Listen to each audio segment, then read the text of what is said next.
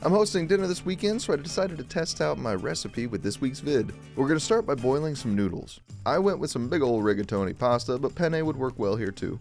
I've used 4 cups of rigatoni and I found that got me plenty of pasta, but if you really like pasta, you could add a little bit more.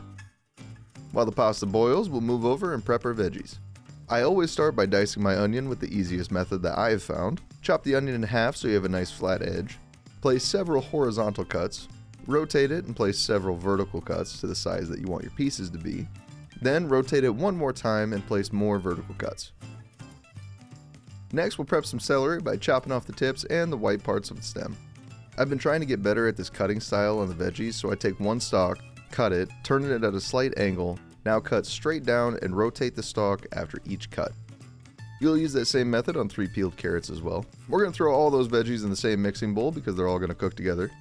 Now we'll prep 1 can of San Marzano tomatoes. We'll separate the tomatoes from as much of the juice as possible. Make sure to reserve that juice for later though. Roughly chop those up and throw them in a mixing bowl. At this point, the pasta should be al dente. Drain that and we'll set it aside. In a large Dutch oven or pot, we'll brown 1 pound of Midamar's halal ground beef.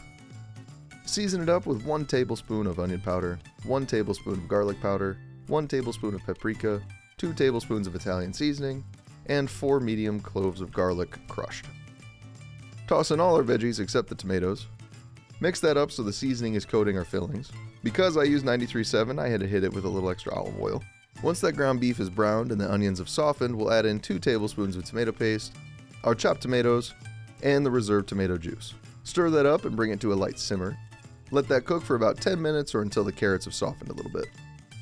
Now we'll add in half a cup of freshly shredded Parmesan, 1 can of drained cannellini beans, and half a cup of plucked parsley. Get that mixed up until the cheese is mostly melted. Toss in the noodles and give that a good mixin' so everything's all incorporated.